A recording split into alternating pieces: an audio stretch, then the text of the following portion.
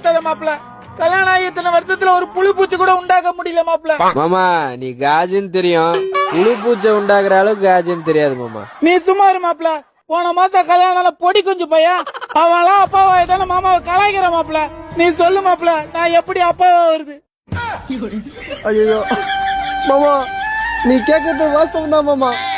ஆனா கல்யாணமே ஆகாத மொட்டை பசங்க நாங்க எப்படி மாமா அதுக்கு ஐடியா கொடுக்க முடியும்? இதுக்குதான் மொட்டை பசங்க கூட சவுகாத்த வச்சு கூடன்றது. நீ கவலைப்படாத மாமா, கருப்பண்ண சாமிக்கு நான் கடா வெட்டுறேன், நீ சீக்கிரம் அப்பா ஆயிருவ மாமா.